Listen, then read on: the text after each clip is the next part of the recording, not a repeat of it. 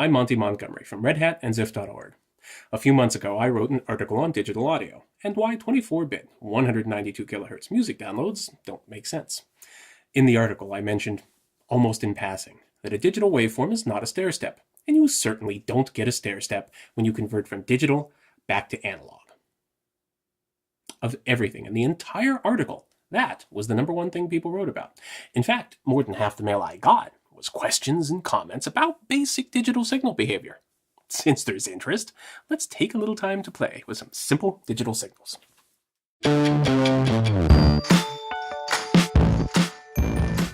Pretend for a moment that we have no idea how digital signals really behave. In that case, it doesn't make sense for us to use digital test equipment either. Fortunately for this exercise, there's still plenty of working analog lab equipment out there. First up, we need a signal generator to provide us with analog input signals, in this case an HP 3325 from 1978. It's still a pretty good generator, so if you don't mind the size, the weight, the power consumption, and the noisy fan, you can find them on eBay, occasionally for only slightly more than you'll pay for shipping. Next, we'll observe our analog waveforms on analog oscilloscopes like this, Tektronix 2246 from the mid-90s, one of the last and very best analog scopes ever made. Every home lab should have one. And finally, inspect the frequency spectrum of our signals using an analog spectrum analyzer, this HP 3585, from the same product line as the signal generator. Like the other equipment here, it has a rudimentary and hilariously large microcontroller, but the signal path from input to what you see on the screen is completely analog. All of this equipment is vintage, but aside from its raw tonnage, the specs are still quite good. At the moment, we have our signal generator set to output a nice 1 kilohertz sine wave at 1 volt RMS. We see the sine wave on the oscilloscope, can verify that it is indeed 1 kilohertz at 1 volt RMS, which is 2.8 volts peak to peak. And that matches the measurement on the spectrum analyzer as well. The analyzer also shows some low-level white noise and just a bit of harmonic distortion, with the highest peak about 70 decibels or so below the fundamental. Now, this doesn't matter at all in our demos, but I wanted to point it out now, just in case you didn't notice it till later. Now, we drop digital sampling in the middle. For the conversion, we'll use a boring, consumer-grade eMagic USB 1 audio device. It's also more than 10 years old at this point, and it's getting obsolete. A recent converter can easily have an order of magnitude better specs. Of flatness, linearity, jitter, noise behavior, everything. You may not have noticed. Just because we can measure an improvement doesn't mean we can hear it. And even these old consumer-grade boxes were already at the edge of ideal transparency. The eMagic connects to my ThinkPad, which displays a digital waveform and spectrum for comparison. Then the ThinkPad sends the digital signal right back out to the eMagic for reconversion to analog and observation on the output scopes. Input to output, left to right.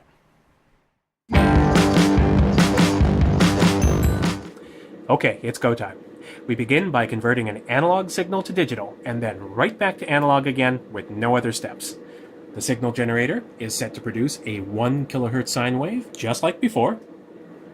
We can see our analog sine wave on our input side oscilloscope. We digitize our signal to 16-bit PCM at 44.1 kilohertz, same as on a CD. The spectrum of the digitized signal matches what we saw earlier and what we see now on the analog spectrum analyzer, aside from its high impedance input being just a smidge noisier. For now,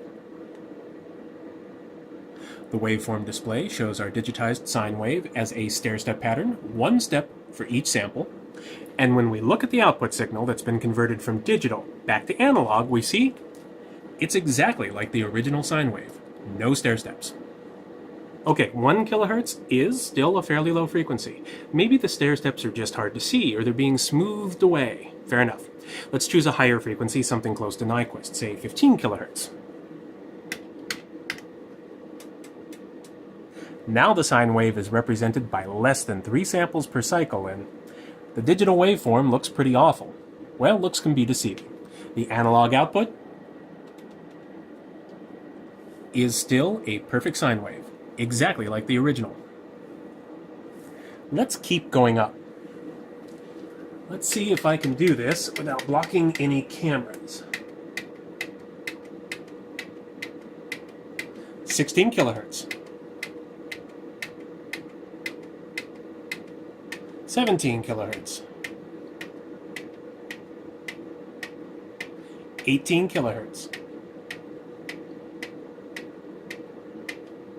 19 kilohertz.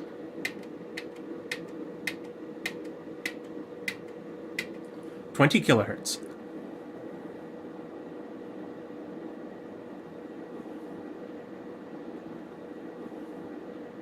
Welcome to the upper limits of human hearing.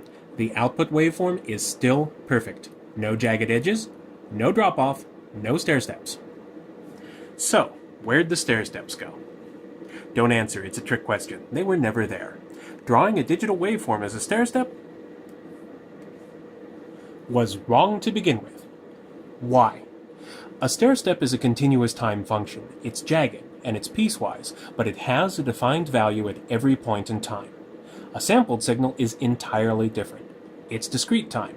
It's only got a value right at each instantaneous sample point, and it's undefined. There is no value at all everywhere in between. A discrete time signal is properly drawn as a lollipop graph.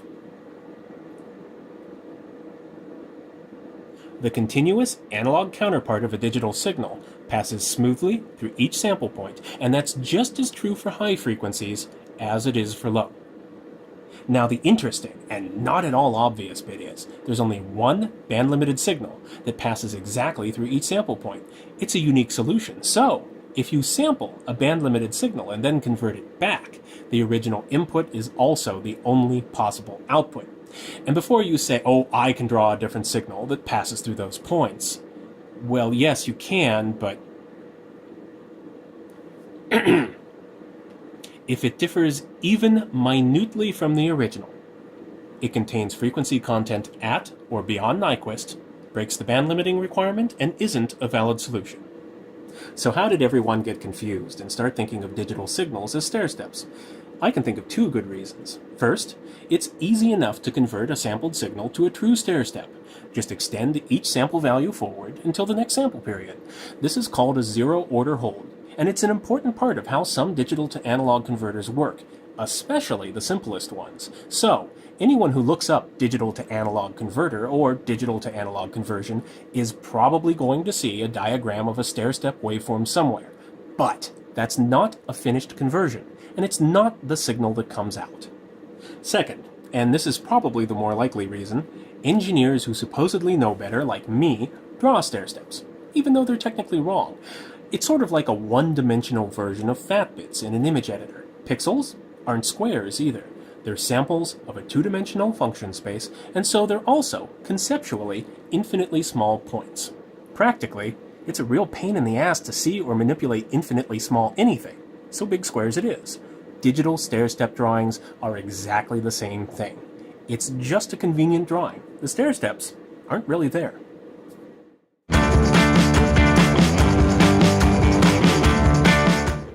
When we convert a digital signal back to analog, the result is also smooth regardless of the bit depth. 24 bits or 16 bits or 8 bits, it doesn't matter. So does that mean that the digital bit depth makes no difference at all? Of course not. Channel 2 here is the same sine wave input, but we quantize with dither down to 8 bits. On the scope, we still see a nice smooth sine wave on channel 2. Look very close, and you'll also see a bit more noise. That's a clue. If we look at the spectrum of the signal, aha, our sine wave is still there unaffected, but the noise level of the 8-bit signal on the second channel is much higher. And that's the difference the number of bits makes. That's it. When we digitize a signal, first we sample it. The sampling step is perfect, it loses nothing. But then we quantize it, and quantization adds noise. The number of bits determines how much noise, and so the level of the noise floor.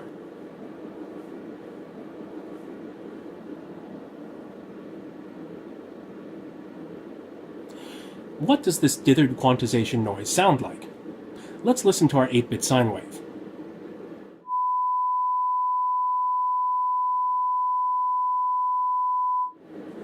That may have been hard to hear anything but the tone.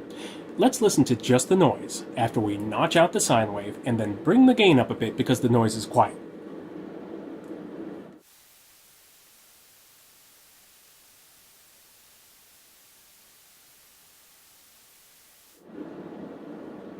Those of you who have used analog recording equipment may have just thought to yourselves, "My goodness, that sounds like tape hiss." Well, it doesn't just sound like tape hiss, it acts like it too. And if we use a Gaussian dither, then it's mathematically equivalent in every way. It is tape hiss.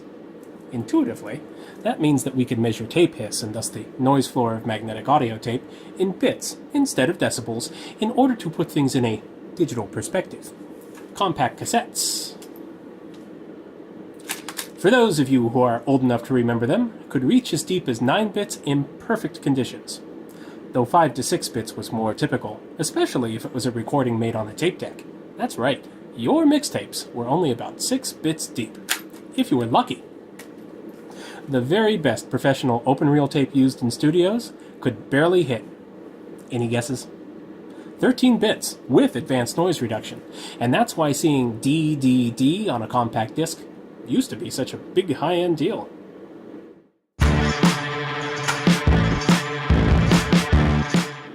I keep saying that I'm quantizing with dither. So what is dither exactly, and more importantly, what does it do? The simple way to quantize a signal is to choose the digital amplitude value closest to the original analog amplitude. Obvious, right? Unfortunately, the exact noise you get from this simple quantization scheme depends somewhat on the input signal. So we may get noise that's inconsistent, or causes distortion, or is undesirable in some other way. Dither is specially constructed noise that substitutes for the noise produced by simple quantization. Dither doesn't drown out or mask quantization noise, it actually replaces it with noise characteristics of our choosing that aren't influenced by the input. Let's watch what dither does. The signal generator has too much noise for this test, so we'll produce a mathematically perfect sine wave on the ThinkPad and quantize it to 8 bits with dithering. We see a nice sine wave on the waveform display, and output scope, and once the analog spectrum analyzer catches up, a clean frequency peak with a uniform noise floor on both spectral displays, just like before. Again, this is with dither. Now, I turn dithering off. The quantization noise that dither had spread out into a nice flat noise floor piles up into harmonic distortion peaks. The noise floor is lower, but the level of distortion becomes non-zero, and the distortion peaks sit higher than the dithering noise did. At 8 bits, this effect is exaggerated. At 16 bits, even without dither, harmonic distortion is going to be so low as to be completely inaudible. Still, we can use dither to eliminate it completely if we so choose. Turning the dither off again for a moment, you'll notice that the absolute level of distortion from undithered quantization stays approximately constant regardless of the input amplitude. But when the signal level drops below half a bit, everything quantizes to 0. In a sense, everything quantizing to 0 is just 100% distortion. Dither eliminates this distortion too. We re-enable dither, and there's our signal back at 1/4 bit, with our nice flat noise floor. The noise floor doesn't have to be flat. Dither is noise of our choosing, so let's choose a noise as inoffensive and difficult to notice as possible. Our hearing is most sensitive in the mid-range from 2 kHz to 4 kHz, so that's where background noise is going to be the most obvious. We can shape dithering noise away from sensitive frequencies to where hearing is less sensitive, usually the highest frequencies. 16-bit dithering noise is normally much too quiet to hear at all, but let's listen to our noise shaping example, again with the gain brought way up.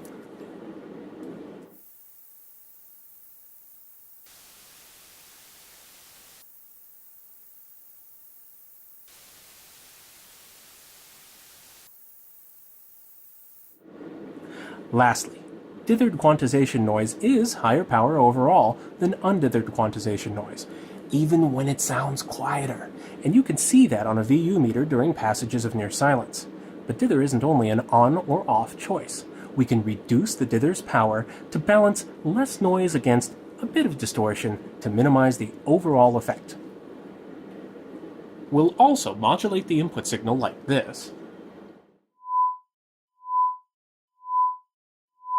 to show how a varying input affects the quantization noise. At full dithering power, the noise is uniform, constant, and featureless, just like we expect.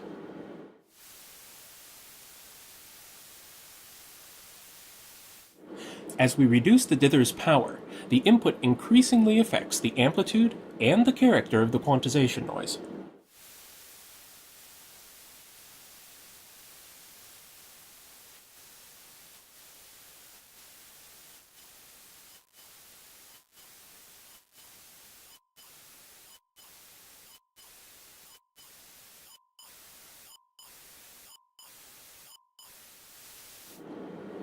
Shaped dither behaves similarly, but noise shaping lends one more nice advantage.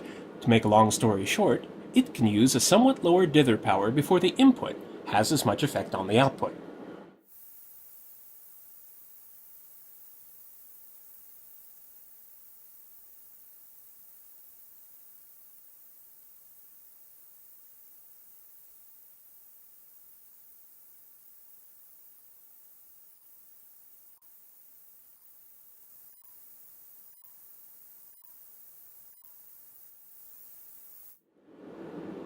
Despite all the time I just spent on dither, we're talking about differences that start 100 decibels and more below full scale. Maybe if the CD had been 14 bits as originally designed, dither might be more important. Maybe. At 16 bits, really, it's mostly a wash. You can think of dither as an insurance policy that gives several extra decibels of dynamic range, just in case. The simple fact is, though, no one ever ruined a great recording by not dithering the final master.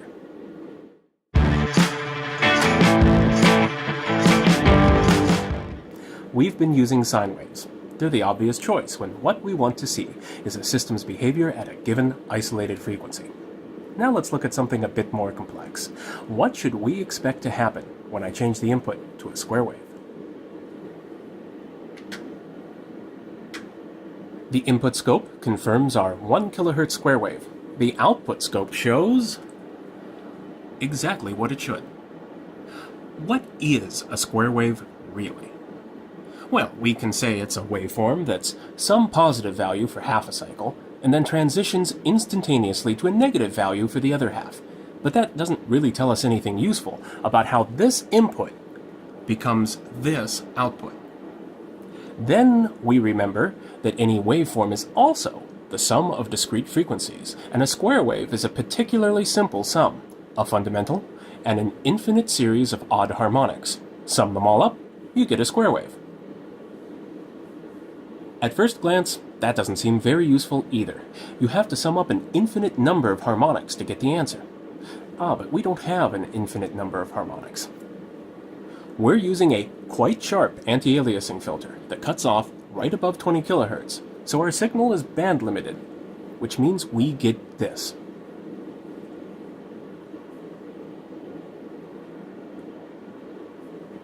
And that's exactly what we see on the output scope. The rippling you see around sharp edges in a band-limited signal is called the Gibbs effect. It happens whenever you slice off part of the frequency domain in the middle of non-zero energy. The usual rule of thumb you'll hear is, the sharper the cutoff, the stronger the rippling, which is approximately true, but we have to be careful how we think about it. For example, what would you expect our quite sharp anti-aliasing filter to do if I run our signal through it a second time?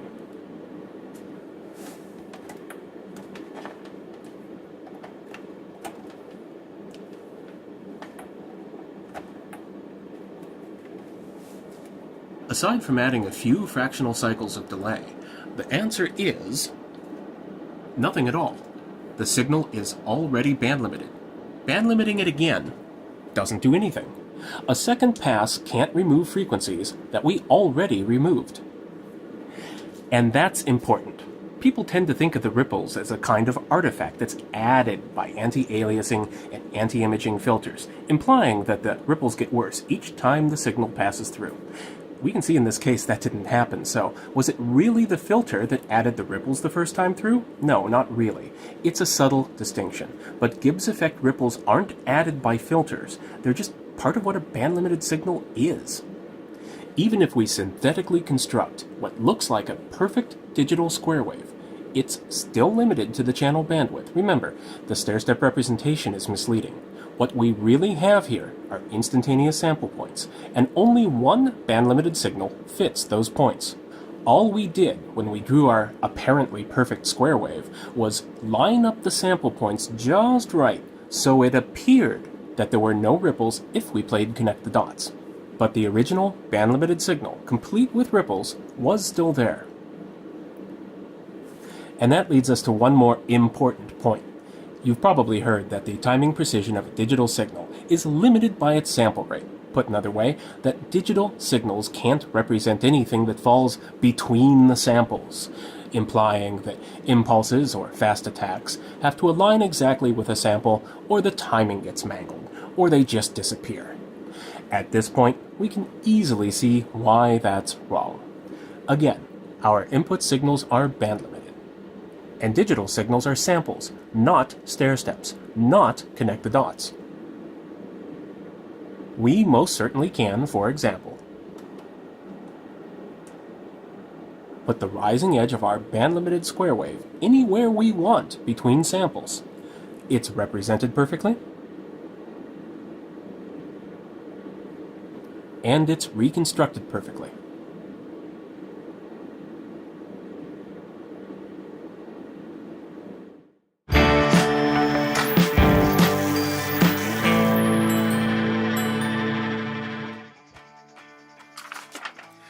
Just like in the previous episode, we've covered a broad range of topics and yet barely scratched the surface of each one. If anything, my sins of omission are greater this time around, but this is a good stopping point. Or maybe a good starting point. Dig deeper. Experiment. I chose my demos very carefully to be simple and give clear results. You can reproduce every one of them on your own if you like. But let's face it, sometimes we learn the most about a spiffy toy by breaking it open and studying all the pieces that fall out. And that's okay. We're engineers. Play with the demo parameters, hack up the code, set up alternate experiments. The source code for everything, including the little push-button demo application, is up at ziff.org. In the course of experimentation, you're likely to run into something that you didn't expect and can't explain. Don't worry.